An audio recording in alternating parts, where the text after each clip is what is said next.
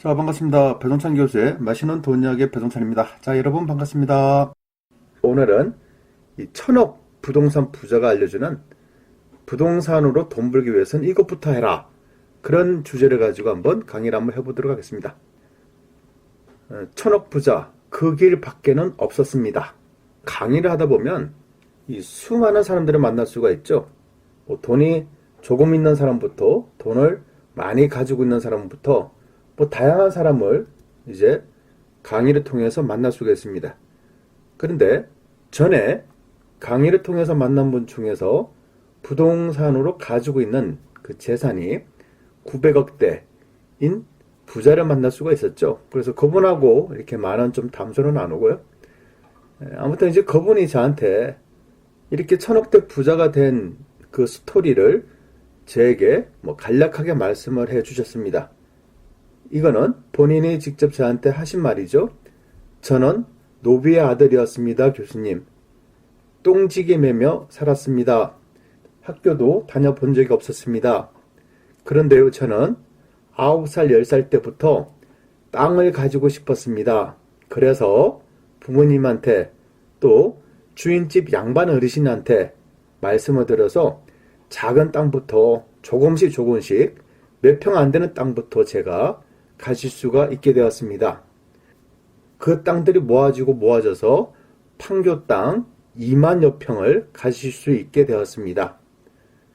저는요, 이 땅을 중간중간에 팔 기회도 있었고요. 또 어디가 개발을 한다 뭐 한다부터 40년 전, 30년 전, 20년 전, 10년 전 계속 땅 팔아라고, 심지어 대기업 건설회사까지 자기한테 땅을 팔아라고 했습니다. 하지만 저는 그 땅을 안 팔고 있었습니다. 왜냐하면요, 그 길밖에 없었기 때문입니다.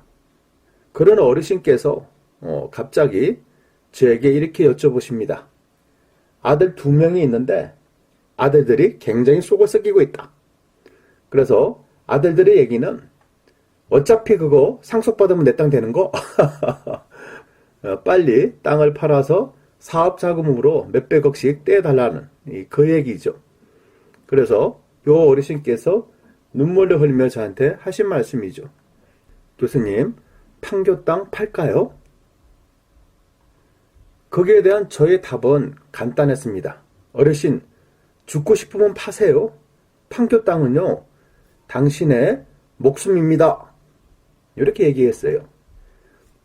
그래서 그 이후에 요분이 땅을 안 파셨어요. 아무튼 그래서 결과야 지금 와서 보면 결과가 더 좋아졌지 않습니까? 엄청나게 좋아졌죠. 네. 이처럼 부동산을 함부로 팔지 않는 거, 이것처럼 또 중요한 거 없다. 이렇게 저는 말씀을 드릴 수 있을 것 같아요. 그래서 이 부동산 부자들하고 또 이 서민들을 놓고 보니까요, 투자하는 방식이 여러 가지로 좀 차이가 나는 것 같아요. 그 중에서 저는 오늘 간단하게 그냥 5가지에 대해서 한번 차이가 나는 게, 이 부동산 부자들은 대부분이 장기 투자를 하시죠. 그냥 아까 천억대 부자처럼 하나 사면 그냥 쭉 가는 거예요. 30년이든 50년이든 60년이든 심지어는 본인이 돌아가시기 전까지는 그냥 가는 겁니다. 그 자식대에서 어떻게 팔든 하든 보상을 받든 그런 부분이 있는 거고, 본인이 웬만해서는 부동산은 안 파는 거다라고 부동산 부자들은, 또 부동산을 가지고 계신 어르신들은 그런 생각이 가지고 계시다는 거예요.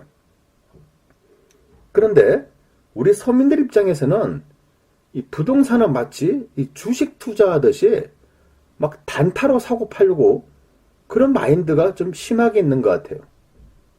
그러다 보니까 부동산 부자들은 부와 내동을 안 해요. 어차피 장기니까 부동산 떨어지네라고 하더라도 떨어지는 거 없다. 부동산 올라가네, 오르는 거 없다. 또 옆에서 요거 좋은 거니까 요거 사세요. 그렇다 하더라도 부와 내동이 거의 없어요. 근데 서민들은요, 요런 부동산 뉴스에 대해서 굉장히 민감하게 움직인다는 거예요. 또 누군가가 옆에서 또 이렇게 유혹하는 글들, 또 그런 얘기들이 있으면 어디가 괜찮다라고 하면 말 그대로 이 좀이 쑤시는 거예요. 그 와중에 돈이, 여유 자금이 1억, 2억이 있다. 그러면 진짜 마음속에서 뽀글뽀글뽀글 올라와요. 뭐가 올라오느냐? 욕심이라는 게. 그래서 한 손에는 욕심, 한 손에는 간이 밖으로 튀어나왔어. 그러니까 한 손에는 욕심과 한 손에는 간이 밖으로 튀어나온 거. 요거 들고 왔다 갔다 하는 것 같아요. 그러니까 부화내동이 굉장히 심하죠. 아무튼 이 부동산 부자들의 특징은요. 오르면 오르는갑다라고 미소를 지으면서 보유해요. 왜? 오르면 더 오를 것이라고 믿음을 가지고 있으니까. 확신이 있으니까. 그런데 부동산이라는 게 무조건 계속 오르지는 않지 않습니까? 올라가다가 잠시 떨어지고 또 올라가다가 잠시 떨어지고 이런 거 알죠? 근데 갑자기 부동산 가격이 하락할 수도 있죠. 폭락할 수도 있죠. 아까 말씀드렸잖아요. 천억대 부자. 요 사람도 IMF 때 폭락을 했지 않습니까? 부동산 가격이. 또 2008년도 외환위기 때 폭락을 했지 않습니까? 그렇지 않나요? 그런데도 뭐한다? 하락하더라도 가지고 있는 거예요. 기다리는 겁니다. 언젠가 때가 되면 올라가겠지. 근데 이 서민들은요. 조금만 오르면 좀이 쑤시는 거야. 뭐 한 4천만 원, 5천만 원 투자해가지고 2천만 원, 3천만 원 오르면 좀이 쑤셔요. 그 다음에 또 어떤 분들은 진짜 성격 급하신 분들은 저한테 전화를 줘요. 교수님 4천만 원 투자했는데요. 벌써 4천만 원 올랐습니다. 어떻게 하면 좋을까요? 팔아야 되지 않겠습니까? 팔고 싶어요. 팔지 마세요. 저 같으면 안 팔겠습니다. 가지고 계세요. 이렇게 전화를 끊어요. 2주 뒤에 전화가 와요. 교수님 팔았습니다. 그리고 6개월이나 1년 지나면 그 가격이 8천만 원 오르고 1억이 올라가 버린다는 거죠. 그런 모습을 볼 때는 저는 야 역시 이 보통 사람들은 보통 사람들이다. 또 어떻게 보면 안타까워요. 그런 와중에 뭐한다? 부동산 가격이 하락할 시기가 도래가 된다. 그때는 뭐하다? 불안한 거예요. 부동산 가격이 떨어지니까 불안한 거죠. 10억짜리가 갑자기 9억 돼봐요. 불안하죠. 그렇지 않나요? 4억짜리가 갑자기 3억 6천 돼봐요. 불안하죠. 이렇게 불안하니까 어떤 마음이 생각나니까 또 불안하고 초조해서 또 잠을 못 자. 또 이게 괜히 투자한 거 아닌가. 또 괜히 잡은 거 아니나. 이렇게 또 걱정이 되는 거죠. 거기다가 부동산에서 또 전화가 옵니다. 그거 더 떨어질 것 같아요. 옆에서 바람을 또 팍팍 집어넣죠. 그러면 어떻게 돼요? 그러면 또 팔아야 되죠. 근데 하락 초기에 그렇게 굳건히 참았다가 이제 끝물에서 팔게 되는 거죠. 끝물에서 팔게 되니까 또 부동산 가격이 또 반등을 한다는 얘기예요. 그러니까 주식시장에 있는 말하고 똑같은 거예요. 내가 팔면 올라가고 내가 사면 떨어진다. 주식이나 부동산이나 비슷비슷하게 흘러가는 거예요. 결론적으로 보면 왜 이렇게 잘못된 투자를 하고 잘못된 투자를 했다 하더라도 왜 이렇게 타이밍을 잡지 못하냐. 그게 바로 아는 게 없어서 그런 거예요. 또 경험이 없어서 그렇고요. 그동안 학교에서 경제에 대해서 부동산에 대해서 배우지 못해서 그렇습니다. 또 제 주변에 부동산 관련해서 또 재테크 관련해서 제 주변에 아는 사람이 없어서 그렇습니다. 당연하죠. 우리가 뭐 학교에서 누가 뭐 경제에 대해서 재테크에 대해서 강의해 줍니까? 그런 거 없지 않습니까? 그런데 중요한 건요. 대한민국 모든 국민들 똑같아요. 지금 학생들 부동산 공부 시킵니까? 안 시켜요. 그리고 한동안은 대학교에 부동산 학과가 막 생기다가 요즘은 있는 부동산 학과까지 줄어들고 있지 않습니까? 그런 시대예요. 여러분하고 똑같은 시대입니다. 다만 중요한 거는 이제 어떻게 여러분의 마음가짐을 갖냐. 요게 따라가지고 돈을 벌 수 있는 사람과 돈을 벌지 못하는 사람의 차이점이 난다는 거예요. 그러니까 요래서 못했다 저래서 못했다. 요래서 팔았다 저래서 팔았다. 돈이 급하니까 팔았겠죠. 부동산 가격이 올라가는데 슬퍼할 사람이 누가 있어요. 기분이 좋죠. 그렇다 하더라도 너무 촐싹돼가지고 팔아먹는 거. 요건 또 지양해야 되죠. 그리고 이 부동산 부자들의 특징은요. 사람에 대한 신뢰가 있어요. 그런데 서민들은요. 사람에 대한 신뢰보다는 돈에 대한 신뢰가 있어요. 또 부동산 부자들의 특징은 부동산에 대한 또 신뢰감이 있어요. 서민들의 특징은요. 부동산에 대한 신뢰가 없어요. 그냥 돈이 돈이지 뭐. 부동산이 부동산이지 뭐. 현재만 보는 거예요. 근데 부동산 부자들의 특징은 사람을 가까이 두고, 좋은 사람 옆에 두고, 자문할 수 있는 사람을 옆에 두고, 요번하고 끊임없이 같이 간다면, 같이 동행을 한다면, 또 부동산에 대해서 부동산은 소중한 거야. 부동산은 나에게 재산을 주는 거야. 부동산은 나에게 돈을 모을 수 있는, 부동산은 내가 돈을 모을 수 있는 하나의 방법이야. 또 부동산은 나를 배반하지 아니해. 부동산은 나에게 도움을 주지 나를 이용하지는 않아. 또 부동산은 나에게 행운을 주는 거야. 이렇게 생각하는 거예요. 그게 신뢰가 있는 거예요. 그래서 부동산 부자들 같은 경우에는 이 사랑과 부동산에 대한 신뢰가 있는 겁니다. 근데 서민들은 아까 말씀드렸잖아요. 돈은 돈이고 부동산은 부동산일 뿐이야. 그리고 사람들도 가까이 안 하려고 그래요. 왜냐? 살 때는 뭐 이렇게 예 하고 팔 때는 그냥 몰래 팔아버려. 그리고 남이 되는 거야. 이득이 생겼다고 고마움 그런 표시를 없어요. 안 해요. 왜? 본인이 좋은 데 가서 본인이 잘 투자한 걸 알아. 근데 그래서 요즘에 또 생각의 차이가 난다는 거예요. 그래서 부동산 부자들은 또한 좋은 분석 투자를 한다는 얘기예요. 여기서 말하는 분석 투자라는 거는 시기적으로 중요하지 않습니까? 언제 사야 되나? 또 언제 팔아야 되나? 요게 좋은 타이밍이잖아요. 그리고 좋은 지역에 대해서 관심을 가져요. 여기서 말하는 좋은 지역은 가치가 아주 우수한 지역이 되겠죠. 그래서 여기에서 말하는 게 가치 투자라는 게 되는 거죠. 그리고 파는 것을 최대한 자제를 하는 거죠. 근데 서민들은요, 운빨이야. 오르지 않아. 운 좋으면 올라가. 또 탐욕입니다. 왜? 다른 사람들이 어디 지역에 지금 투자를 한대. 서울에 있는 투자자들이 지방에 있는 어떤 시에 대해서 투자를 한대. 아니, 이런 탐욕이 어디 있어요? 이런 탐욕이. 그러면 만약에 끝물이면, 아니, 서울에 있는 사람들이 어쩌게 어떤 지역에 투자를 시키고 있어가지고 투자를 했는데 본인도 덩달아서 들어갔어. 근데 그게 끝물이다라면 그럼 어떻게 하실 거예요? 그럼 또 뭐라고 하시겠죠. 부동산이 뭐 어떻고 부동산은 역시 사면 안 돼. 부동산은 역시 나한테 불행을 주는 거야. 부동산은 다 결국에는 자기 탓이 아니라 다 부동산 탓이잖아요. 근데 여러분에게 묻겠습니다. 부동산에 문제가 있나요? 여러분의 운빨을 믿고 남들이 막 어디 간다라 해서 와가지고 그거밖에 더 있어요? 그리고 돈은 놓고 뭐하고? 수익은 하고 즉 돈 놓고 돈 먹게 하고 싶은 그런 마음이었지 않습니까? 그게 탐욕이잖아요. 요 지역이 요 부동산이 앞으로 가치가 더 있을 것이다. 분석을 했습니까? 가치 투자를 했습니까? 뭘 했습니까? 지금 시기적으로 좋냐 나쁘냐? 지금이 매수할 타이밍이냐 매도할 타이밍이냐 보유할 타이밍이냐? 요런 것조차도 생각도 안 해놓고 그냥 뭐 남들이 한다고 해서 한다.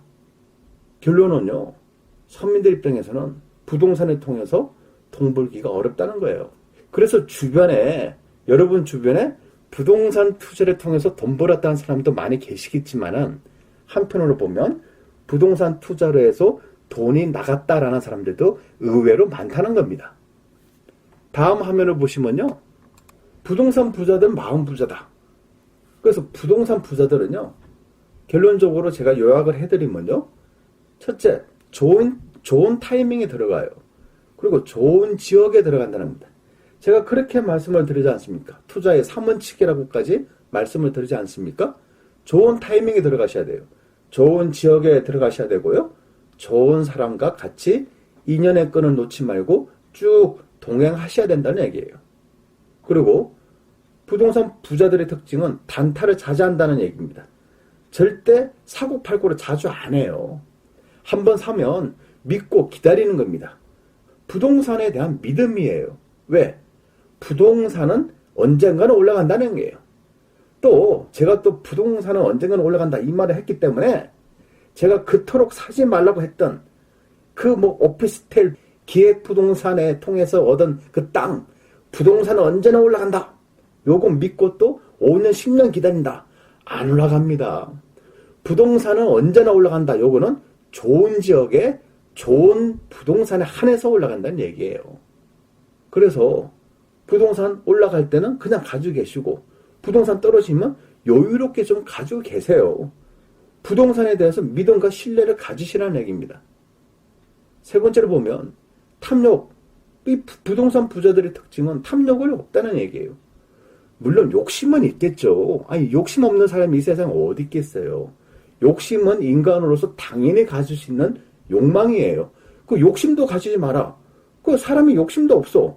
그럼 이상한 사람이지. 이 세상에 욕심 없는 사람이 어디 있겠어요. 아니, 스님이 됐든 뭐 목사님이 됐든 신부님이 됐든 욕심 없는 종교인들이 세상에 어디 있어요.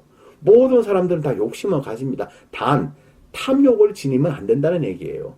너무 가한, 너무 심한 욕심을 가지지 말라는 얘기예요. 그리고 여유를 가지세요. 오르면 오르는구나 생각하시고 떨어지면 떨어지는구나 라고 생각하시고 언젠가는 올라가겠지라고 믿음을 가지시라는 얘기입니다. 그래서 부동산 부자들의 특징은 이런 삼박자를 잘 갖춰져 있다는 거예요. 그런데 보통 사람들이나 우리 서민들을 보게 되면 뭔가 부동산 투자에서 뭔가 잘못됐어. 여기서 말하는 잘못됐다는 행위는 올라갔을 때 조금 이득 보고 팔았어. 더 올라갔어. 그러면 기분이 나쁘다는 거예요. 떨어지고 있어. 그러면 본인은 탓이 안 해요. 그러면 본인 탓을 안 해요. 대부분이 뭐다? 부동산 탓을 하는 거죠. 부동산, 그게 잘못된 거야. 부동산을 탓하죠. 또 사람을 탓하세요. 또 같이 우르르 왔다 갔다 한 그 사람들을 탓하죠. 근데 중요한 건요. 여러분이 부동산 투자를 해가지고 돈을 벌지 못했다는 거는 부동산을 탓하면 안 되고요. 사람을 탓하면 안 되고요. 가장 중요한 문제는 뭐냐라고 하면 여러분 마음의 문제라는 겁니다.